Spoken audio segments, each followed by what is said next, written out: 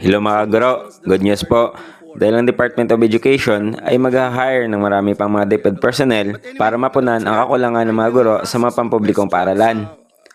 Pakinggan natin ang kanilang discussion sa hearing ng Senado sa deliberasyon ng Deped budget. Program, there is an allocation of 26.2 billion for new school personnel positions. Ang sabi po dito, 20,000 teachers will be hired with an allocation of 5.7 billion according to the presentation of Deped. If you look at the statistics, Madam Chair, POEA shows that from 2013 to 2017, an average of 1,500 teachers left annually to work abroad, Madam Chair. 1,500 po, no, from 2013 to 2017. And if you look at the ADB study, the teacher to, if we can, pwedeng palakihin natin yung slide. Sa ADB, teacher to student ratio in the Philippines is greater than Brunei, Malaysia, and Singapore with more than 20 students per one teacher.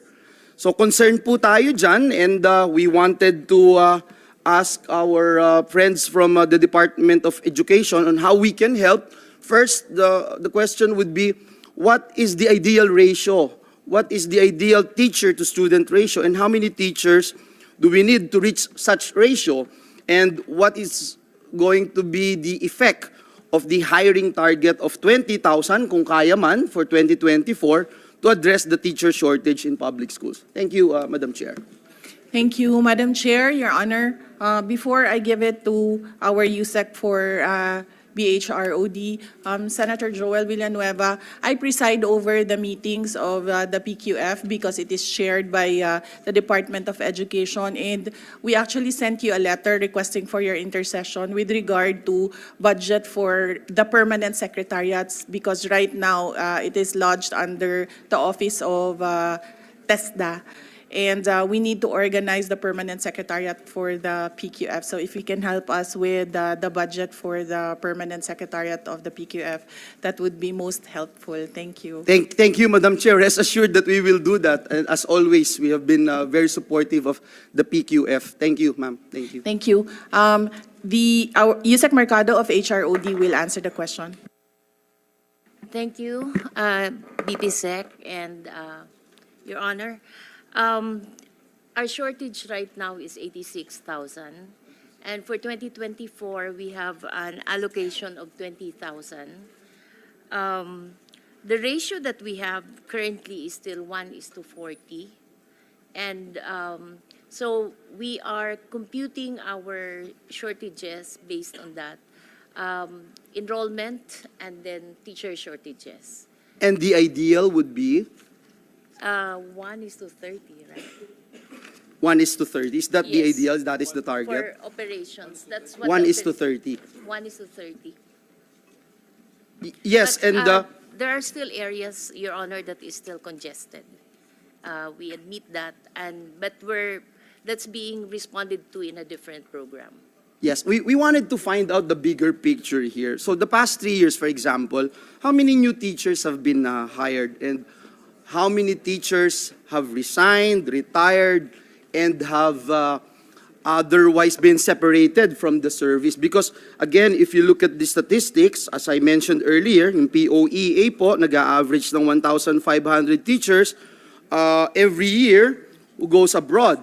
So assuming that there are 1,500 teachers per year that resign or work abroad, is Deped capable to hire enough teachers to address and minimize the gap and still continue to reach that target that we are looking for? Because we wanted to make sure that we understand the situation, the challenges that we are facing today. Yes, sir. Yes, Your Honor. For the past years, we've been receiving 10,000 allocation every year. It is only this year that we got a 20,000.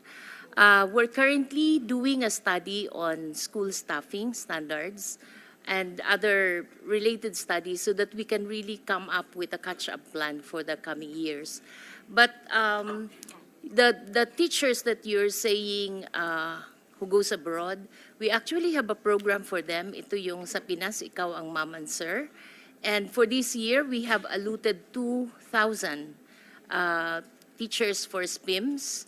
And for the past years, yun yung isang, we have been doing that also for the past years. And this year, 2,000 po ang ating allocation for SPIMS. Ma'am, let me cut you there, no, because I'm pressed for time here. Perhaps we can ask for submission of a catch-up plan. We wanted to find out, because you're saying from 10,000 every year, now you have 20,000, which is good. We wanted to support that move. If we can do with 30,000, 40,000, we're for it.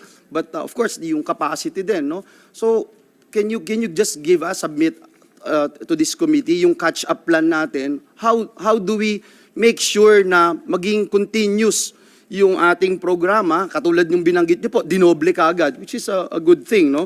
And I admire the department for doing that, because at the end of the day, ito yung talagang heart and soul of our education system, no? Ensuring that we have enough teachers, quality educators to teach our young people. Next question. Ayan mga kaguro, salamat naman po sa ginagawang hakbang na ito ng DepEd para mapunan ang kakulangan ng mga guro sa mga pampublikong paaralan. So hanggang dito na lang muna mga guro. Salamat po sa panonood.